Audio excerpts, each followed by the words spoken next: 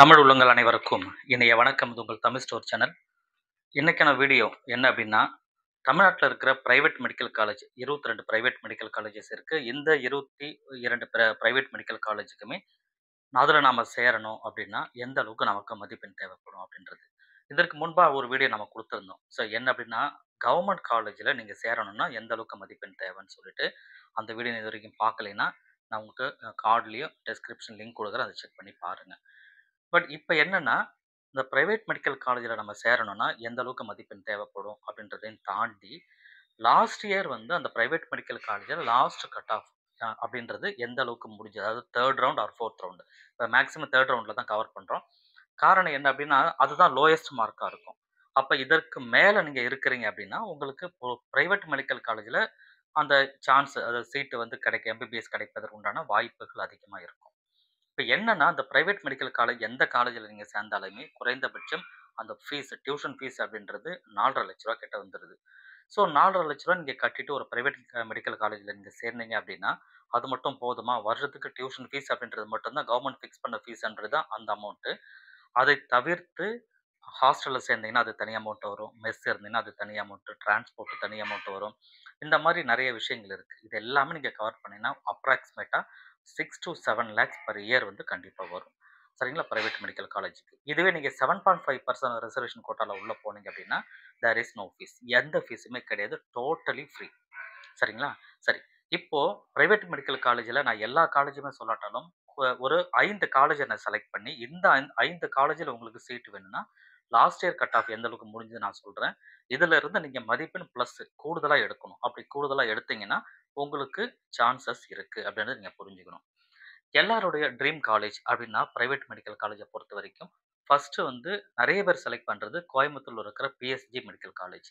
PSG medical college இன்னைக்கு top most இருக்கிற private medical காலேஜ்ல நல்ல ஒரு பிரைவேட் மெடிக்கல் காலேஜா இருக்கு. ஸோ இந்த காலேஜ்ல நீங்க சேரணும்னா, நீங்க ஒரு ஓசி கேட்டகரியில இருக்கிறீங்கன்னா, குறைந்தது உங்களுக்கு குறைந்தது 634, 635 அந்த ரேஞ்சுக்கு லாஸ்ட் இயர் முடிஞ்சிருக்கு. இந்த வருஷம் நீங்க அத விட பிளஸ்ல எடுக்கணும்.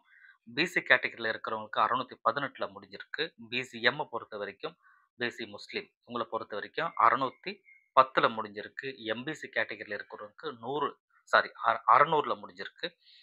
எஸ்சி கேட்டகரியில 525, எஸ்சிஏ 459, எஸ்டி கேட்டகரியில 478. அப்போ ஒரு பிஎஸ்ஜி மெடிக்கல் காலேஜ்ல வந்து நீங்க எஸ்சிஏலயும், எஸ்டி கேட்டகரிக்குள்ள இருந்தீங்கன்னா தான் உங்களுக்கு அந்த 400 பிளஸ் அப்படின்றது. அது கூட 400 பிளஸ் கிடையாது. 460 பிளஸ் கிட்டத்தட்ட கணக்கு வரும். ரைட்டுங்களா? அப்போ ஏன்னா இந்த கேட்டகரியில தான் பொதுவா வந்து மதிப்பெண் குறைந்து வரும். ஆனா இதிலேயே வந்து 460 பிளஸ் நீங்க எடுக்க வேண்டிய சூழ்நிலை இருக்கிறதுனால, இதற்கு முன்பு நீங்க வேற எந்த கேட்டகரியில இருந்தாலுமே நீங்க 620 பிளஸ், 680 பிளஸ் கிட்டத்தட்ட 630ன்னு வச்சுக்கோங்க. 630 பிளஸ் இருந்தீங்கன்னா, பிஹெச்டில நீங்க யோசிச்சு பார்க்கலாம். எந்த கேட்டகரியா இருந்தாலுமே. ஸோ இந்த விஷயங்கள் உங்களுக்கு புரிஞ்சிருக்கும் பிஎஸ்ஜிய பொறுத்தவரைக்கும். ஸோ அடுத்தது நம்ம பார்க்க போறது வந்து திருச்சி எஸ்ஆர்எம் மெடிக்கல் காலேஜ். திருச்சியில இருக்கிற இந்த எஸ்ஆர்எம் மெடிக்கல் காலேஜ்ல ஓசி கேட்டகரிக்கு 614ல முடிஞ்சிருக்கு. மீதி எல்லாமே பாருங்களேன், இப்போ நான் சொல்லப்போற எல்லா காலேஜும் இந்த பிஎஸ்ஜி விட கொஞ்சம் கம்மியா தான் இருக்கும். அப்ப பிஎஸ்ஜி வந்து ஒரு ஓசி, பிசில வந்து நீங்க 630 தாண்டி எடுக்கிறீங்கன்னா, பிஹெச்டில சான்ஸ் இருக்குன்னு. மத்த காலேஜ்ல இத விட நீங்க சற்று குறைவா இருந்தாலுமே சான்சஸ் இருக்கு.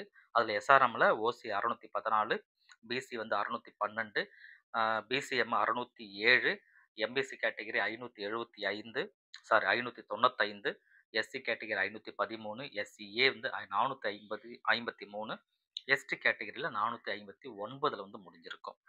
இதெல்லாம் வந்து திருச்சி எஸ்ஆர்எம் மெடிக்கல் காலேஜ்.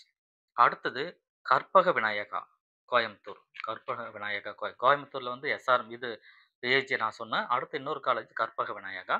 இதுல வந்து 610 ஓசி கேட்டகரிக்கும், பிசில 603 இவங்களுக்கு குறைஞ்சு வந்திருக்கு. பிசிஎம்லேருந்து 598, எம்பிசி கேட்டகரி 590, எஸ்சி கேட்டகரியில் 507, எஸ்சிஏ 450 அண்ட் எஸ்டி கேட்டகரி 440ல் வந்து க்ளோஸ் ஆகிருக்கு.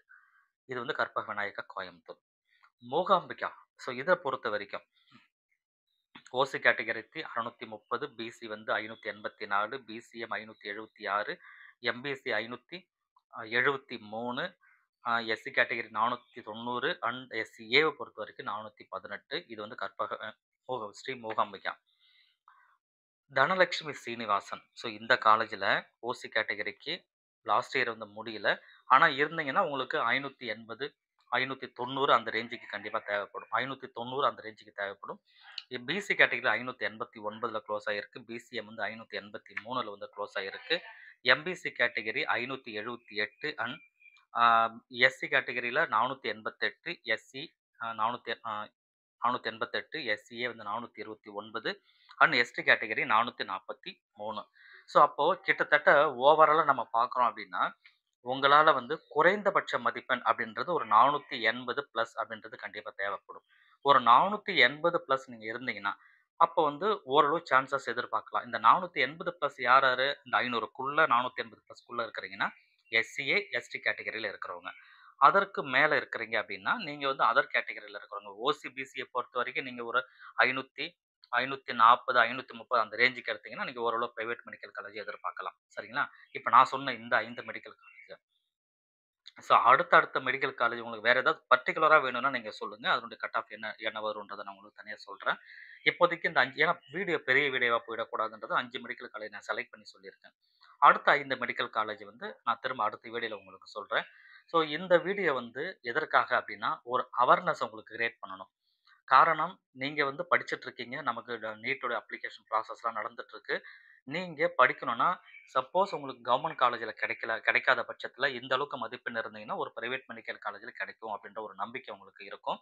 கூடவே ஒரு பிரைவேட் மெடிக்கல் காலேஜ்ல ஃபீஸ் எந்த அளவுக்கு வரும்ன்றத நான் சொல்லியிருக்கேன். அப்ப அதற்கும் நீங்க தயாரா இருக்க வேண்டிய சூழ்நிலை இருக்கும். ஏன்னா, இன்னைக்கு நெறைய பேருக்கு தெரிஞ்சிருக்கும். நீங்க ஒரு கோச்சிங் சென்டர்ல படிச்சீங்கன்னா, எந்த அளவுக்கு ஸ்கோர் பண்றீங்க அப்டின்னு சொல்லிட்டு. ரைட்டுங்களா? இப்பயிலேருந்து நீங்க கொஞ்சம் கொஞ்சமா அத உங்களுடைய எபிலிட்டி இன்கிரீஸ் பண்ணிட்டே வாங்க. ஒரு கவர்ன்மென்ட் காலேஜ்ல கிடைக்கிற அளவுக்கு படிங்க.